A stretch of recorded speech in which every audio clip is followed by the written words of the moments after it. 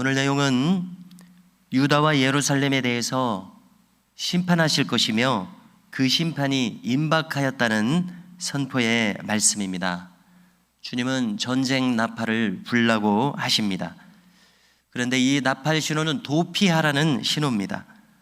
북방으로부터 심판의 도구가 된 나라에 군대가 몰려올 것입니다. 나팔 소리를 듣고 시온을 향하여 깃발을 세우라. 지체하지 말아라. 북방에서 가져오는 큰 재난과 큰 멸망이니라 말씀하십니다. 그 심판의 도구는 수풀에서 나온 사자로 비유됩니다. 그래서 우리가 요즘은 사진을 찾아본다면은 느부갓네살 왕과 그 사자상, 그것이 바벨론의 주된 상징으로 나타나 있는 것을 알 수가 있습니다. 이 예레미야를 통한 이러한 구체적인 선포는 그런 것을 반영한 것이 아닌가 생각이 됩니다. 사자들이 수풀에서 나오고 있다. 그래서 바벨론의 느부갓네살을 가리키는 것처럼 느껴집니다. 나라들을 멸하는 자다, 이렇게 일컬어집니다. 강성하고 강포한 이 정복국가의 성격을 띠고 있음을 알게 됩니다. 나라들을 멸하니까요, 두려운 말씀을 전하게 하십니다. 내 땅을 황폐하게 하려고 이미 그 처소를 떠났느니라 말씀합니다. 7절입니다. 내 성읍들이 황폐하여 주민이 없게 되리라. 참으로 두려운 말씀을 선포하게 하십니다. 8절에서 너희는 굵은 배를 두르고 애곡하라, 회개하라고 말씀하십니다. 이런 선포의 목적은 큰 경고로서 주시는 것입니다. 반드시 이렇게 될 것이다. 회개하지 아니하면 이렇게 될 것이다. 그러나 이러한 경고를 듣고서도 유다와 예루살렘은 달라지지 않았었습니다. 그래서 심판을 자초하고 있습니다. 한편 이 선포 속에서 왕과 지도자들을 보십시오. 9절입니다. 그날의 왕과 지도자들은 낙심할 것이며 제사장들은 놀랄 것이며 선지자들은 깜짝 놀라리라 예언하십니다. 왜냐하면 그들은 이런 날이 올 것을 상상하지 못하기 때문입니다. 자, 그들 편에서 보면 이미 120년 전, 즉 주전 722년에 북왕국이 멸망했습니다. 그렇지만 100년이 지나니까 이런 것이 실감이 나지 않는 것 같습니다. 자, 우리 한국 사회도 6.25에 대해서 실감하는 젊은 세대가 얼마나 있겠습니까? 전쟁은 참혹하다, 이런 정도의 인식은 있겠지만은 전쟁을 경험하지 못한 전후 세대가 어떻게 그 전쟁의 참상과 그 낱낱의 의미를 알 수가 있겠습니까? 이것이 바로 경험하지 못한 자의 한계라고 생각을 하게 됩니다.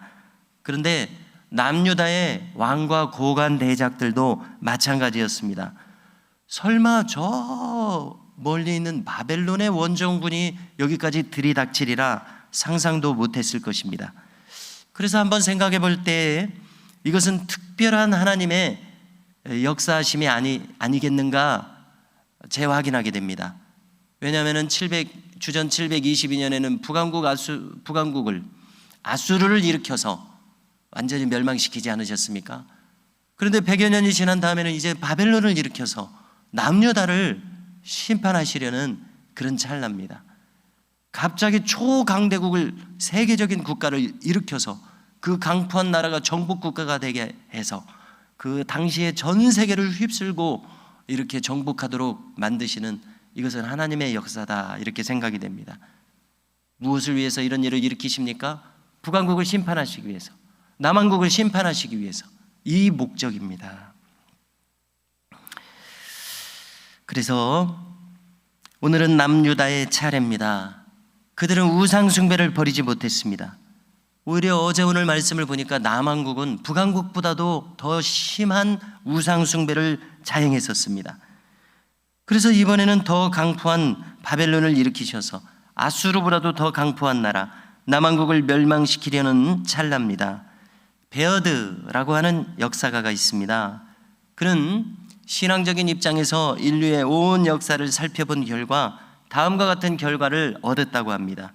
즉, 하나님은 악한 자를 심판하실 때 더 악한 자를 일으키셔서 그를 심판하시더라, 이렇게 정리합니다. 선한 자를 들어서 악한 자를 심판하시는 법이 별로 없다, 이렇게 얘기를 하더라고요. 지금 하나님 손은 저 아수르가 얼마나 강포합니까? 그 아수르는 어느 정도로 강포하냐면은 북왕국 이스라엘 사람들을, 그 사람들 주민들을 흩어서 자기 나라 먼 쪽에 그쪽으로 이주시켜 버립니다. 그래서 북왕국 10지파가 사라지게 만들어 버립니다. 얼마나 놀라운 일입니까? 이런 정도로 강포한 아수르보다도 더 강포한 바벨론을 일으키셨습니다. 그도 그럴 것이 시드기야 왕, 이런 왕들 좀 그렇습니다마는 눈을 뽑아버리고 막 쇠사슬에 묶어서 끌고 가는 그러한 강포함이 있지 않았습니까? 이제 유다를 심판하실 찰나입니다. 아수르를 삼키고 유다를 심판하십니다. 유다의 왕들과 고관 대작들에게 이것은 예상치 못한 갑작스러운 멸망이었습니다. 그들은 정말 이렇게까지 될 줄이야 생각을 못했습니다. 하나님은 심판을 작정하시고 행하십니다. 자, 그런데 이런 심판을 불러온 것은 그들 자신이었습니다. 수많은 선지자들의 경고에도 불구하고 그들은 요지부동이었습니다. 이 심판은 그들 자신이 불러온 심판이었습니다. 자, 그런데 그들 편에서 갑작스러운 이유가 있습니다. 왜냐하면 그들을 위해서 섬기는 제사장들과 선포하는 선지자들은 평안을 선포했기 때문에 그렇습니다. 전쟁이 없다고 했습니다. 하나님이 인정하신다고 선포했습니다. 그러므로 왕과 고관 대작들, 지도자들은 전혀 회개할 생각을 하지 못했습니다. 예레미야의 선포를 완전히 무시했습니다.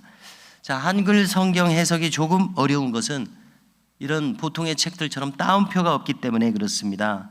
또 접속사를 번역하지 않는 경우가 종종 있습니다.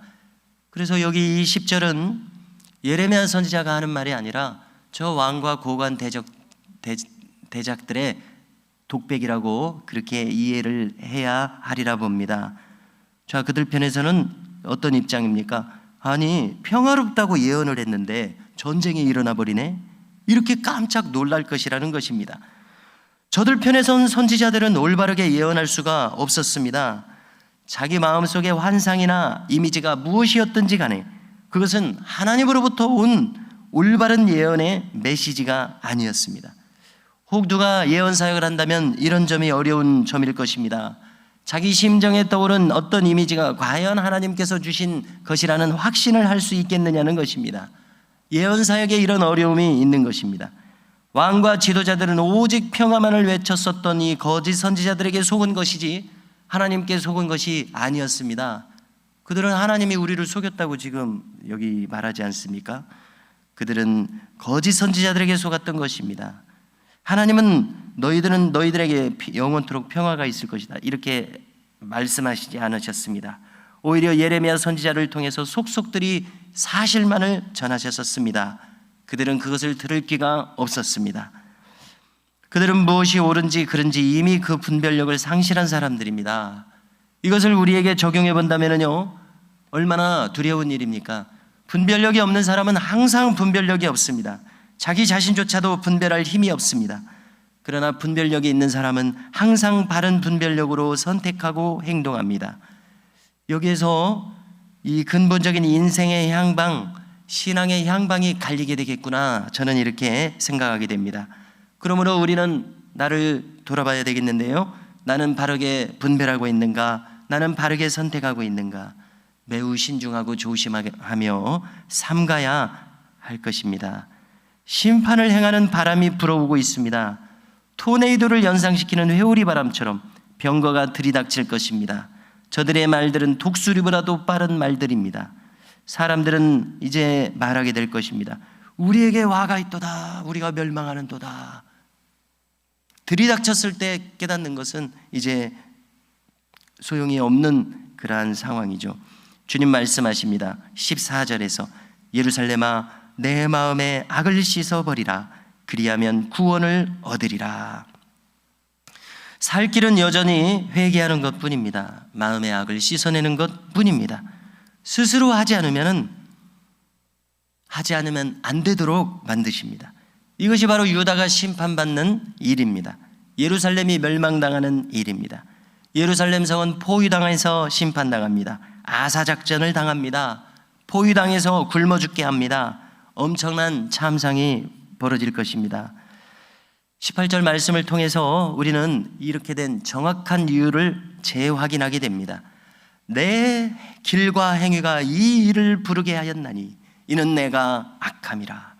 그 고통이 내 마음에까지 미치느니라. 이것은 유다와 예루살렘을 위한 경고의 말씀입니다.